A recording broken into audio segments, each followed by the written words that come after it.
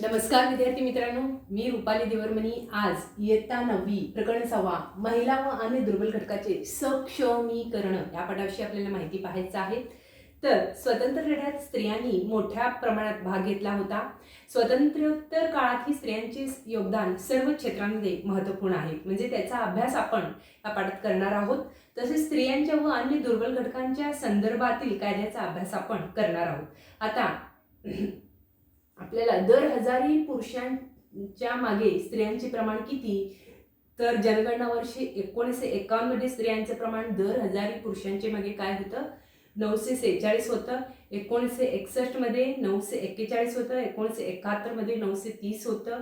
अशाप्रमाणे 81 मध्ये 934 होतं. 1991 मध्ये 927 होतं आणि 2001 मध्ये दर हजारी पुरुषांमागे स्त्रियांचं प्रमाण हे 933 होतं.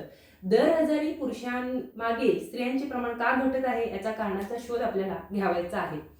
भारतीय स्त्रियांचा परिस्थितीचा अभ्यास करताना असे लक्षात येते की त्यांच्या अनेक समस्येचे मूळ पुरुषांच्या मानसिकतेत दडलेलं आहे. म्हणजे आज आपण 21व्या शतकात आलो असलो तरी या पुरुषी मानसिकतेतून आपली सुटका झालेली नाही. महात्मा गांधीजींच्या तत्वज्ञानावर विश्वास ठेवून सुरू झालेल्या भूदान चळवळीत विनोबा भावेंनी स्त्री शक्तीचा उपयोग केलेला होता. स्त्री कार्यकर्ता भारतभर भूदानाचा विचार घेऊन गेल्या. निजामशाही व सरंजामशाही व्यवस्थेला आव्हान देणाऱ्या तेलंगणातील शेतकऱ्यांच्या मुक्तीलढ्यात स्त्रियांचा सहभाग काय होता, लक्षणीय होता. हा भाग वेठबिगार मुक्त झाल्याने स्त्रियांची या संकटातून काय झालेला आहे, मुक्तता झालेली आहे. पहिल्यांदा आपण स्त्री शक्तीचा आविष्कार या पाठाविषयी माहिती पाहूया. स्त्री शक्तीचा आविष्कार. जीवनावश्यक वस्तूची टंचाई आणि महागाई यांचा सर्वाधिक सामना करणाऱ्या स्त्रियांनी 1972 मध्ये महाराष्ट्रात आपली संघटित ताकद दाखवून दिली. म्हणजे समाजवादी नेत्या मृणाल गोरे यांच्या नेतृत्वाखाली मुंबईत महिलांनी लोटणे मोर्चा काढला. आणि दिवाळीत तेल, तूप, साखर, रवा, मैदा या वस्तू मिळत नव्हत्या. रॉकेल महाग झालेले होते. यामुळे महिलांनी एकत्र येऊन हातात लाटणे घेतले आणि मोर्चे काढले.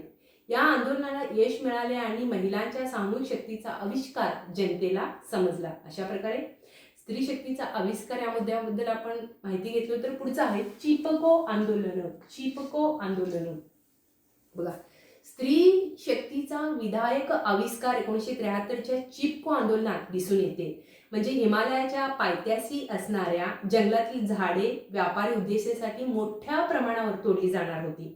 या विरोधात चंडीप्रसाद भट्ट म्हणा, सुंदरलाल बहुगुणा म्हणा यांनी आंदोलन केले.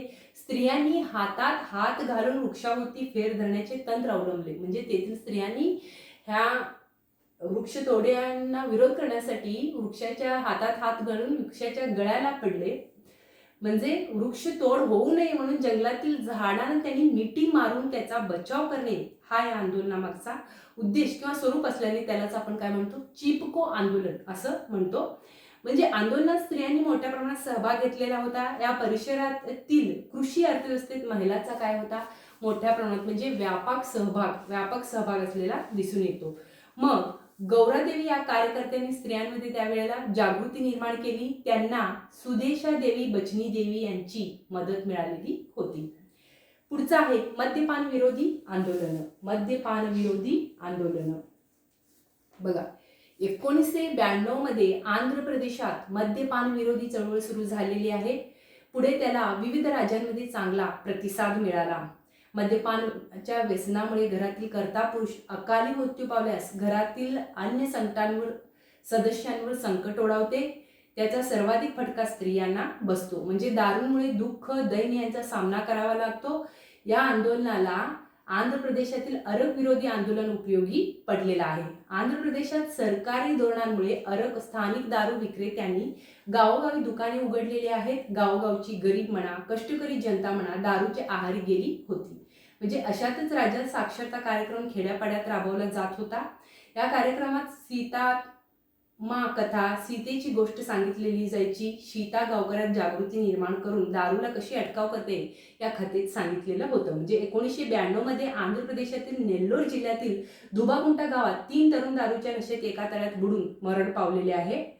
म्हणजे या घटनेच्या निमित्ताने गावातील महिला एकत्र आल्या, त्यांनी अरक विक्रीचे दुकान बंद पाडले. ही बातमी स्थानिक वर्तमानपत्रात छापून येताच गावोगावी तिचा परिणाम झालेला आहे. राज्यभर आंदोलन पसरल्याने सरकारने दारू विक्री विरोधात कडक धोरण स्वीकारलेलं होतं. त्यानंतरच आहे आंतरराष्ट्रीय महिला वर्ष. संयुक्त राष्ट्रसंघाने 1975 हे आंतरराष्ट्रीय महिला वर्ष म्हणून घोषित केले होते.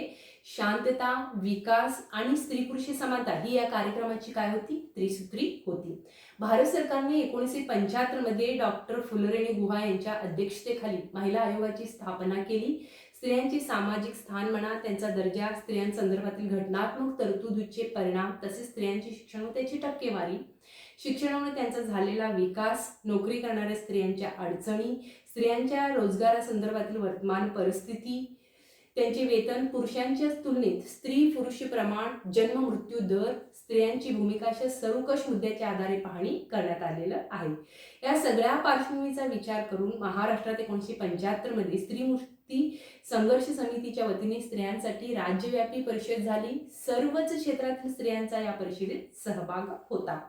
म्हणजे 1978 मध्ये समितीचा जाहीरनामा प्रसिद्ध झाला. लिंगभेद म्हणा, जातीभेद म्हणा, वर्णभेद म्हणा, या असमान घटकांच्या विरोधात संघर्ष छेडण्याचे धोरण ठरलेलं आहे. यातूनच स्त्रीमुक्तीची ललकारी हा गीतासंग्रह, ज्योती म्हापसेकर यांची मुलगी झाली हो हे पथनाट्य, प्रेरक ललकारी हे मुखपत्र असे उपक्रम सुरू झालेला आहे. 1977 मध्ये सौदामिनी राव या स्थापित पुण्यातील स्त्रीमुक्ती आंदोलन समिती, बायजा हे द्वैमासिक, औरंगाबादमध्ये स्त्री उवाच, मैत्रिणी स्त्री अन्यायविरोधी मंच म्हणा, कोल्हापूरमध्ये महिला दक्षता समिती म्हणा, नाशिकमध्ये महिला हक्क म्हणा, लातूरमधील नारी प्रबोधन मंच असे गट तयार झालेलं आहे. महाराष्ट्रभर हुंडा विरोधी संरक्षण समित्या स्थापन झालेल्या होत्या. धुळे शहरात स्त्री अत्याचाराविरोधात परिषदा आयोजित करण्यात आलेली होती. म्हणजे विद्या बाळ यांची नारी समता मंच आणि मिळून साऱ्या जणी ही नियतकालिके, समाजवादी महिला सभा, क्रांतिकारी महिला संघटना यांचेही कार्य स्त्री प्रश्नाच्या संदर्भात महत्त्वाचं ठरलेलं आहे. महाराष्ट्रातील रोजगार हमी योजनेने स्त्री सबलीकरणास मदत किंवा केलेली आहे. प्रमिला दंडवते यांनी दिल्लीत 1976 मध्ये महिला दक्षता समिती स्थापली. आंध्र प्रदेश, तमिळनाडू म्हणा, केरळ, ओडिसा, मध्य प्रदेश, उत्तर प्रदेश, पंजाब या राज्यातून या समितीच्या शाखा निघालेल्या आहेत. कम्युनिस्ट पक्षाने अखिल भारतीय जनवादी महिला संघटना 1980 मध्ये स्थापन केली. या संघटनेच्या शाखा भारतभर काढण्याचे प्रयत्न केले गेले. म्हणजे संघटनेने हुंडा, स्त्री भ्रूण हत्या, कौटुंबिक अत्याचार ह्या प्रश्नांवर संघर्ष छेडलेला आहे. विविध पातळ्यांवर स्त्री प्रश्नांवर संशोधन सुरू झालेलं आहे. भारतातील पहिले महिला विद्यापीठ श्रीमती नाथीबाई दामोदर ठाकरसी महिला विद्यापीठ म्हणा, मुंबई टाटा समाज विज्ञान संस्था म्हणा, महिला सावित्रीबाई फुले पुणे विद्यापीठ म्हणा, शिवाजी विद्यापीठ म्हणा, कोल्हापूर येथे स्त्री अभ्यास केंद्रे म्हणा स्थापण्यात आलेली आहेत. आलोचना व दृष्टी या केंद्रांनी सुद्धा ह्या प्रश्नी महत्त्वाची भूमिका बजावलेली दिसून येते. त्यानंतरचा महत्त्वाचा मुद्दा आहे स्त्रियांच्या संदर्भातील कायदे. स्त्रियांच्या संदर्भातील कायदे 1952च्या कायद्यानुसार भारत सरकारने हिंदू स्त्रियांना पोटगीचे अधिकार दिले. वडिलांच्या संपत्तीत वाटा देण्यात आला. स्त्रीधनावर तिचा अधिकार निर्माण झाला. बहुपत्नीत्व संपुष्टात येऊन पुरुषांप्रमाणे स्त्रियांनाही घटस्फोटाचा अधिकार देण्यात आला. म्हणजे पुढच्या दशकभरात स्त्रियांच्या संदर्भात एक पाऊल पुढे टाकणारा कायदा झाला. म्हणजे हुंडा प्रतिबंधक कायदा म्हणा 1961 अन्वये हुंडा घेणे अथवा मागणे हा फौजदारी स्वरूपाचा गुन्हा ठरवण्यात आला. हुंडा प्रथेचे निर्मूलन करून सामाजिक चळवळीला प्रोत्साहन देण्यात आले. या कायद्यांमुळे हुंड्यासारख्या अनिष्ट प्रथेमुळे स्त्रियांना होणारा त्रास कमी झाला. त्यापुढे स्त्रियांना बाळंतपणाची सुट्टी मिळवून देणारा प्रसूती सुविधा अधिनियम मॅटर्निटी बेनिफिट ऍक्ट 1961 हा कायदा अस्तित्वात आला. या कायद्याने स्त्रियांना बाळंतपणासाठी रजा मिळवण्याचा अधिकार मिळालेला आहे. हुंडा प्रथेच्या विरोधात जागृती. हुंडा प्रथेच्या विरोधात जागृती. भारतात हुंडाबंदी कायदा असला तरी वर्तमानपत्रातून स्वयंपाक करताना पदर पेटून महिलेचा मृत्यू, धुणे धुताना पाय घसरून विहिरीत पडून स्त्रीचा मृत्यू अशा बातम्या आपल्याला ऐकू येतात. म्हणजे यांच्या खोलवर चौकशीत हुंडा हेच कारण कितीतरी वेळा पुढे आलेलं आहे. मग पोलीस प्रशासन म्हणा, न्यायव्यवस्था ह्यांच्या भूमिका समोर आलेल्या आहेत. यातून जागृती घडली. यामुळे 1984 मध्ये हुंडाबंदी सुधारणा कायदा अस्तित्वात आला. 1988 मध्ये 2209 स्त्रिया 1990 मध्ये 48 ते 35 स्त्रिया, 1993 मध्ये 53 ते 77 स्त्रिया हुंडाबळी ठरलेल्या आहेत. म्हणजे या आकडेवरून आपणास या प्रश्नाची तीव्रता किती आहे हे लक्षात येतं. त्यानंतरच आहे कौटुंबिक न्यायालय 1984. बघा, विवाह संदर्भातील वाद म्हणा, संसारिक समस्या व त्यातून निर्माण होणारे प्रश्न, पोटगी, एकल पालकत्व, विभक्त राहणे म्हणजे अलिप्त, म्हणजे विभक्त कुटुंब, जॉईंट फॅमिली शिवाय काय त्याला आपण म्हणतो अलिप्त राहणे, किंवा दोनच, एक पती पत्नी आणि एक मुलगा मुलगी असं अलिप्त राहणे, अपत्याचे संगोपन, मालकी अशा कुटुंब व्यवस्थेशी निगडीत वादांशी सोडवणूक करण्यासाठी कौटुंबिक न्यायालय स्थापन करण्यात आलेले आहे. या न्यायालयात साक्षी, पुरावे तपासण्यासाठी सामंजस्य आणि वकिलांऐवजी समुपदेशकांना प्राधान्य देण्यात आलेलं असून प्रकरणे वेगाने पण न्याय पद्धतीने सोडवण्यावर काय करण्यात आलेलं आहे, भर देण्यात आलेला आहे. त्यानंतरचा आहे पोटगीबाबतचा खटला 1985. बघा, एखाद्या विवाहित महिलेला तिच्या नवऱ्याने घटस्फोट दिल्यानंतर उदरनिर्वाहाचे साधन म्हणून तिला दरमहा ठराविक रक्कम नवऱ्याने देणे याला पोटगी असे म्हणतात. म्हणजे सर्वोच्च न्यायालयात मोहम्मद अल खान विरुद्ध शहबानो बेगम खटला, शहबानो यास पोटगी मागण्याचा अधिकार आहे असा निर्णय न्यायालयाने दिला. मात्र धार्मिक संघटनांनी याविरुद्ध गदारोळ केला. परिणामतः संसदेत Muslim women act protection of rights on divorce संमत झालेला आहे. त्यानंतरचा आहे सती प्रतिबंधक कायदा.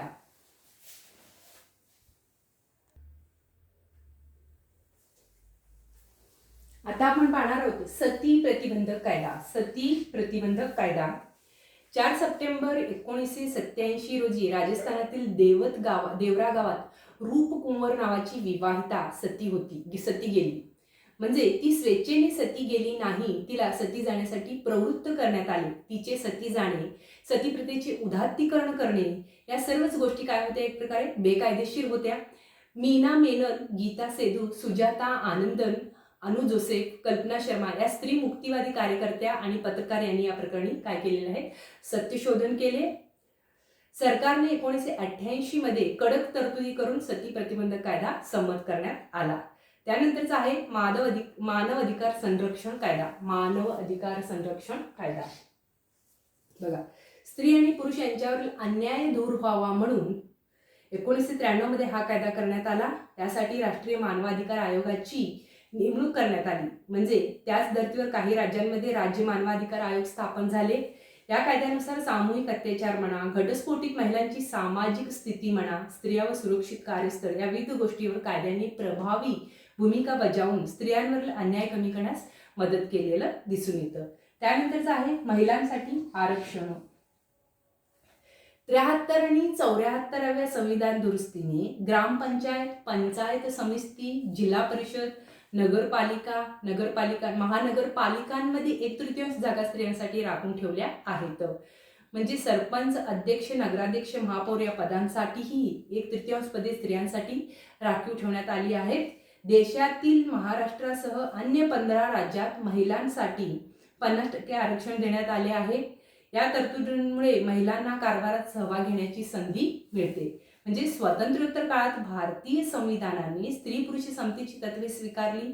त्यामुळे मतदानासारखा महत्त्वाचा राजकीय हक्क स्त्रियांना मिळाला. पुरुषांच्या बरोबरीने स्त्रियांना शिक्षणाच्या, रोजगाराच्या समान संधी उपलब्ध करून दिल्या गेल्या. सती म्हणा, हुंडा म्हणा, बहुपत्नीत्व यासारख्या दुष्ट प्रथांवर कायद्याने बंदी घातली गेली. स्त्रियांचा घटस्फोटाचा अधिकार मान्य करण्यात आला. स्त्रियांना मालमत्तेतही कायदेशीर वाटा दिला गेला. राजकीय सत्तेत स्त्रियांना न्याय वाटा देण्याच्या हेतूने स्थानिक शासन संस्थांमध्ये काही जागा राखून ठेवण्यात आल्या. या सर्व तरतुदींमुळे आज आपल्याला असे दिसते की स्त्रिया शिक्षण घेऊन अर्थार्जन करू लागल्या आहेत. म्हणजे स्त्री मुक्तीच्या विचाराने स्त्रियांना आत्मभान येत आहे. शिक्षण, अर्थार्जन, प्रशासन, राजकारण या सर्व क्षेत्रात स्त्रिया हिरिरीने भाग घेऊ लागलेल्या आहेत. अशा प्रकारे महिलांसाठी आरक्षण या मुद्द्यांविषयी आपण पाहणार आहोत. नंतरच आहे अनुसूचित जाती. स्वातंत्र्योत्तर काळात आपल्या संविधानाने स्वातंत्र्य, समता, बंधुत्व आणि सामाजिक न्याय मूल्यांचा पुरस्कार केला. त्याला अनुसरून अस्पृश्यतेच्या रूढीवर कायद्याने बंदी आणली. म्हणजे संविधानाच्या 17व्या अनुच्छेदानुसार अस्पृश्यता नष्ट करण्यात आली आणि अस्पृश्य वर्गाचा समावेश अनुसूचित जातींमध्ये करण्यात आलेला आहे. या अनुसूचित जातीचे सामाजिक व आर्थिक मागासले पण लक्षात घेऊन त्यांचा विकास साधता यावा म्हणून त्यांना शिक्षणात व नोकऱ्यात प्रतिनिधित्व देण्यात आलेला आहे. त्यानंतरच आहे अनुसूचित जमाती. अनुसूचित जातींप्रमाणे देशाच्या दुर्गम भागात राहणाऱ्या आदिवासी समाजाचेही काही प्रश्न आहेत. म्हणजे आधुनिक सुधारणांपासून दूर राहिल्यामुळे त्यांची आर्थिक व सामाजिक परिस्थिती ही काय आहे, मागासलेली आहे. अलीकडे आदिवासी जमातीच्या परिस्थितीत सुधारणा होत असली तरी जंगल उत्पादने व शेतीशिवाय त्यांना उपजीविकेचे अन्य साधन नाही. शेती करण्याची आधुनिक अवजारे त्यांच्यापर्यंत पोहोचली नाही. त्यामुळे शेतीतून त्यांना मिळणारे उत्पन्न अत्यल्प असते. शिवाय त्याची शेती डोंगर माथ्यावर असते, ती सुपीक नसते. म्हणजे निकृष्ट व अपुऱ्या आहारामुळे त्याचे पोषण व्यवस्थित होत नाही. दुर्गम भागातील आदिवासींना वेळेवर वैद्यकीय मदत मिळणे कठीण जाते. यासाठी आदिवासी जमातींना विशेष संरक्षण देण्याची काय आहे, गरज आहे. भारतीय संविधानात आदिवासींना अनुसूचित जमाती म्हणून गणले आहे. त्यांना कायदेमंडळ, शिक्षण, सरकारी सेवा इत्यादी क्षेत्रात काय करण्यात आलेले आहे, प्रतिनिधित्व देण्यात आलेला आहे. त्यानंतरचा भटक्या व विमुक्त जाती व जमाती बघा. उदरनिर्वाहासाठी गावात फिरत राहणाऱ्या जाती जमातीच्या भटक्या जमाती या गटात समावेश होतो. पशुपालन व अन्य स्वरूपाचा व्यवसाय करून हे गट आपली उपजीविका करतात. म्हणजे ब्रिटिशांनी यातील काही जमातीवर गुन्हेगारी जमाती असा शिक्का मारला. ब्रिटिशांनी 1871 सालच्या गुन्हेगारी प्रतिबंधक कायद्याअंतर्गत या जमातीपैकी प्रमुख गटाचा गुन्हेगारी जमाती म्हणून उल्लेख करण्यात आला आणि त्यांचे व्यवसाय आणि हालचालीवर यावर निर्बंध घालण्यात आले. स्वातंत्र्योत्तर काळात हा अन्यायकारक कायदा रद्द करण्यात आला. या जमातीवरील बंधने उठवण्यात आली. अशा जमातीचा समावेश विमुक्त जमाती या गटात करण्यात आलेला असून त्यांच्या सामाजिक व आर्थिक विकासासाठी शासनामार्फत विशेष प्रयत्न करण्यात येत आहेत. शैक्षणिक संस्था व शासकीय क्षेत्रात या जमातींना प्रतिनिधित्व देण्यात आलेला आहे. शेवटचा आणि महत्त्वपूर्ण पॉईंट आहे अल्पसंख्याक.